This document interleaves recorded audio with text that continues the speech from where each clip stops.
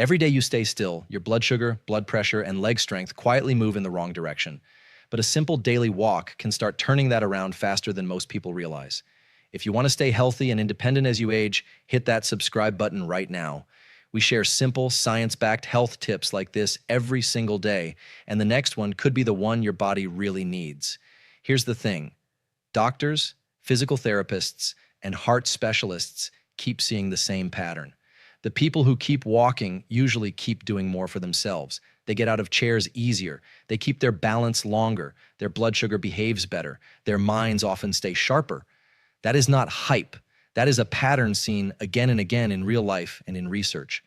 And no, I'm not talking about marathon training. I'm talking about ordinary walking, the kind you can do in your hallway, on your street, in a store, or after dinner.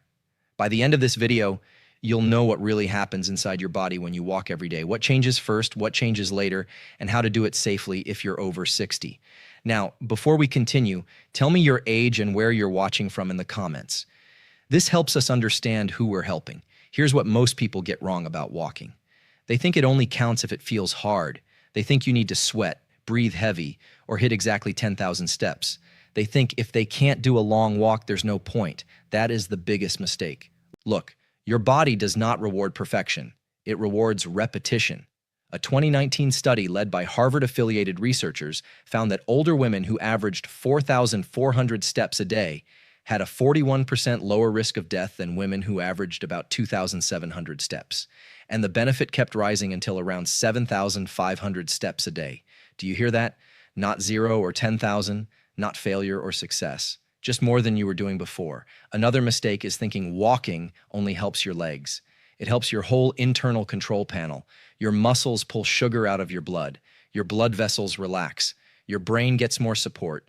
Your joints get more lubrication, which is the slippery fluid that helps them move. Even your mood can shift. So if you've been thinking, it's just walking, let me be clear. Walking is simple, but it is not small. Let's start with number 5. Your blood sugar settles down. Most people think blood sugar only changes if you take medicine or give up every food you enjoy, but actually, your muscles act like little sugar sponges when you walk. The moment they start working, they pull glucose, which is blood sugar, out of your bloodstream and use it for fuel. It's like opening extra lanes after a traffic jam. The sugar has somewhere to go. Why does that matter so much after 60? Because as you get older, your body often becomes less sensitive to insulin, the hormone that helps move sugar from your blood into your cells. That means meals can cause bigger sugar spikes. You may not feel that happening, but your blood vessels feel it, your nerves feel it, your pancreas feels it. So what happens if you walk every day, especially after meals? You give your body a second chance to handle that meal better. A 2023 study from Columbia University found that walking for 5 minutes every 30 minutes during long sitting periods reduced blood sugar spikes after meals by 58% compared with sitting all day. That is a huge change from a very small action. Not intense exercise, but short walking breaks. Not punishing your body, but helping it do what it was designed to do. So how do you use this in real life? Keep it simple. After your biggest meal, wait about 10 to 20 minutes, then walk for 5 to 15 minutes. You do not need to race. Walk at a pace where you can still talk, but not sing. If your knees are stiff, do 2 5-minute walks instead of 1 10-minute walk. If the weather is bad, walk inside your home, down the hallway, around the kitchen table. March in place during commercials. It still counts. And if you want that walk to work even better, build your meal like this. Aim for 20 to 30 grams of protein, like 3 ounces of chicken with about 25 grams, or 1 cup of Greek yogurt with around 17 to 20 grams. Add 8 to 10 grams of fiber, which helps slow sugar absorption from something like half a cup of black beans plus 1 small apple. Why make it harder than that? Quick question. Have you noticed feeling sleepy, shaky, or heavy after a big meal? Comment yes or no below. Now let's move to number 4. Your blood pressure starts coming down. Most people think only hard cardio helps the heart, but actually, regular walking tells your blood vessels to loosen up. Blood vessels are like flexible garden hoses. When they stay tight, pressure builds. When they relax, blood moves with less force. That means less strain on your heart, your brain, and your kidneys. A 2023 study from the University of Connecticut found that sedentary adults ages 68 to 78 who added about 3,000 steps a day lowered their systolic blood pressure, the top number, by 7 points, and their diastolic pressure, the bottom number, by 4 points. That kind of drop matters. The researchers noted changes that size are linked with lower risk of stroke, heart disease, and even death. Think about that for a second. 3,000 extra steps is roughly 25 to 30 minutes of walking for many people. That is not a fitness fantasy. That is a real-world habit. And the best part? In that study, speed did not matter as much as total movement. So if fast walking hurts, slow walking is still far better than no walking. What does walking do inside the body here? First, it improves circulation, meaning blood flows more smoothly. Second, it helps the lining of your blood vessels make nitric oxide, a natural relaxing signal. Third, it helps with weight, stress, and blood sugar, which all affect pressure. It is like turning down several pressure knobs at once. Here's an easy plan. If you walk 10 minutes now, add 5 more. If you already walk once a day, add a second short walk after lunch. If you track steps, try adding 500 steps this week, then another 500 next week, until you reach 2,000 to 3,000 more than usual. That gradual climb is easier on your feet, your back, and your motivation. And support it with food that helps your blood vessels. Potassium helps balance sodium, the mineral in salt. One medium banana has about 420 milligrams of potassium. Half an avocado gives around 350 milligrams. 1 cup of cooked spinach gives roughly 800 milligrams. No, food alone will not replace your treatment if you need medicine. But walking plus smart eating works like a team, not a solo act. Before we go further, if this is making sense so far, hit that like button. It tells me you want more videos like this. Now, number 3, your joints and legs get less fragile, not more worn out. This is where many people get scared. They say, won't walking wear out my knees? That sounds logical, right? But your joints are not like car tires that simply grind down from use. In many cases, gentle walking actually feeds the joint. Cartilage, the smooth cushion inside your joints, acts more like a sponge. When you move, it gets compressed and released, which helps it soak up nutrients from joint fluid. No movement means less nourishment. A 2022 study led by researchers at Baylor College of Medicine found that adults age 50 and older with knee osteoarthritis, the wear and tear form of arthritis, who walked for exercise had 40% lower odds of developing new frequent knee pain than non-walkers. That should stop a lot of people in their tracks. Not more pain, but less. And it makes sense. When you walk, you strengthen the muscles around the joint. Those muscles act like helpers and shock absorbers. Weak legs dump more force into the knee. Stronger legs share the load. That is why someone can have bad knees on a scan, but feel better when they move the right way. Movement is often part of the fix, not the problem. But there is a right way to walk if your legs feel rusty. Start with shorter walks. 5 to 10 minutes is enough at first. Use supportive shoes with a firm heel and room in the toe box, which is the front part of the shoe. Walk on flatter ground. Keep your stride a little shorter. Swing your arms naturally. If your back rounds forward, look up at the horizon, not the ground. And if pain climbs above a 5 out of 10 and stays there into the next day, that is your body asking for a smaller dose, not a total stop. You can also pair walking with one simple strength move. Sit down in a chair and stand up 5 to 10 times, once or twice a day. Why?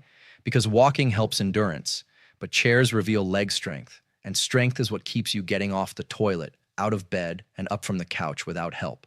For joint support, make sure your body has enough building material. Aim for 20 to 30 grams of protein at a meal, like 3 eggs with about 18 grams, plus a cup of milk with 8 grams, or 3 ounces of salmon with about 22 grams. Add vitamin C, which helps your body make collagen, the protein that supports tissues.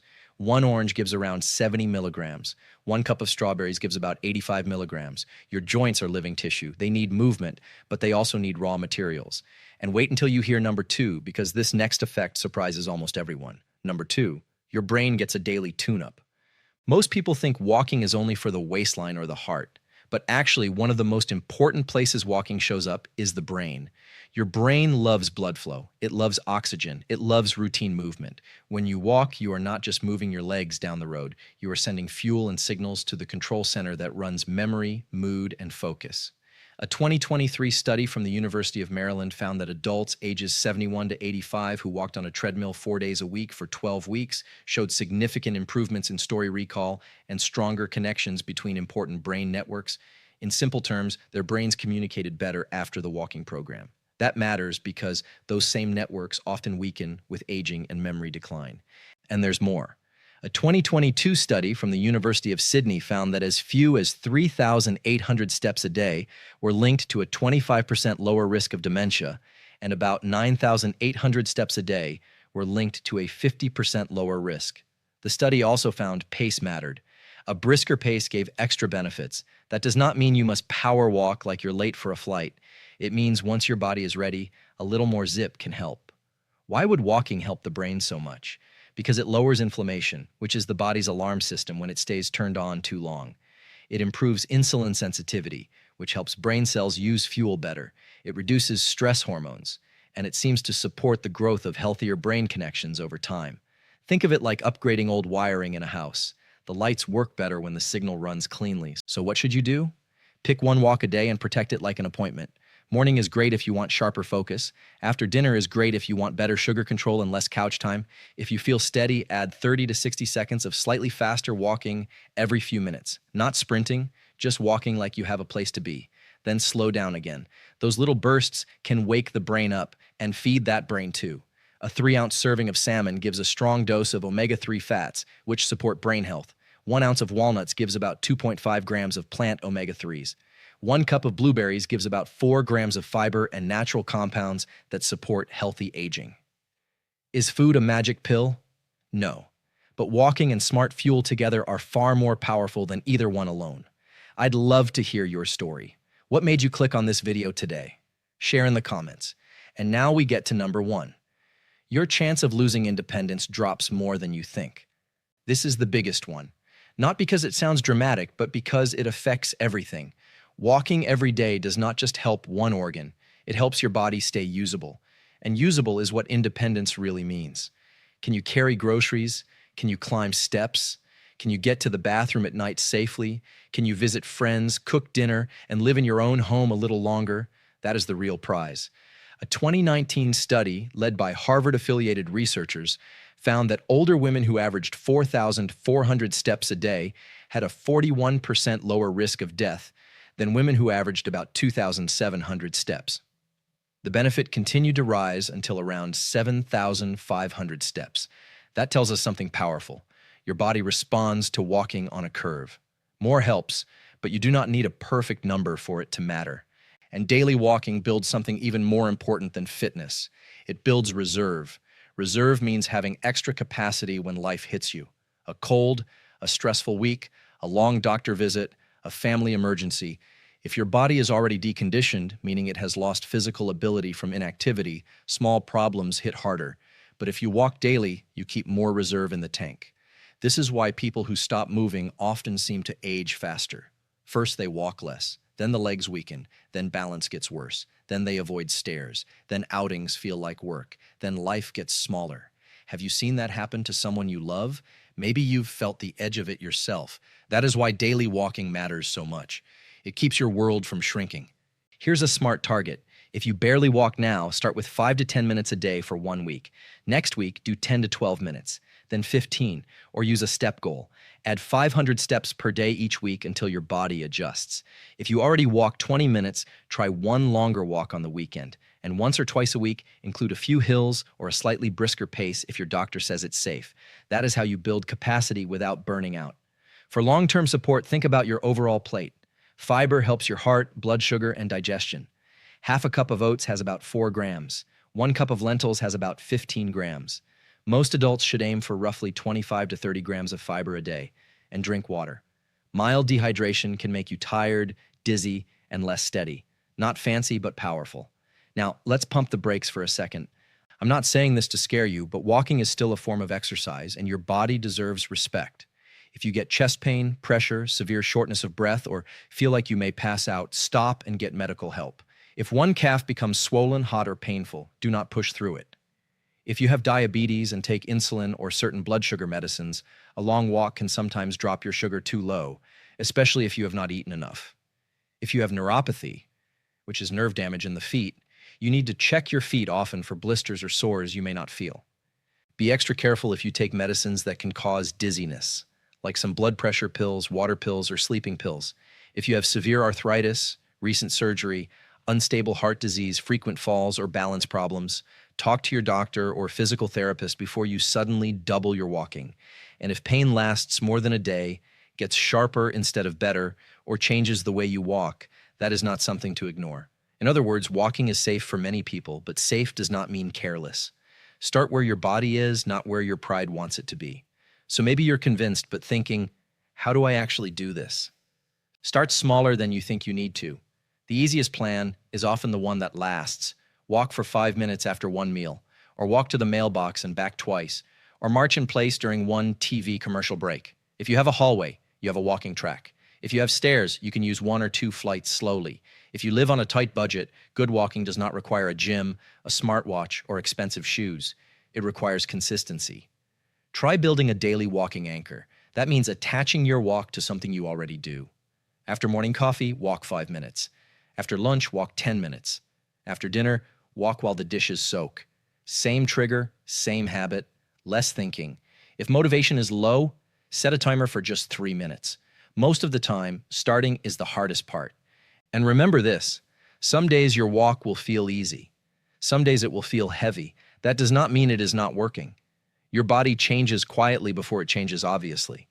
Blood sugar can improve before the scale moves. Balance can improve before you notice it. Mood can lift before you call it exercise. Progress often whispers before it speaks. Look, there's a lot of noise out there. Fancy workouts, perfect routines, big promises, but you do not need to overthink this. Walking every day is one of the simplest ways to help your blood sugar, your blood pressure, your joints, your brain, and your independence. Start with just 5 to 10 minutes today, then do it again tomorrow. Let the habit get stronger before the walk gets longer. Your body will tell you if it's working. You'll feel steadier, looser, clearer, a little more like yourself. If this helped you, hit that like button. And if you want more videos like this, make sure you're subscribed because we post new health tips every single day. Stay healthy, stay strong.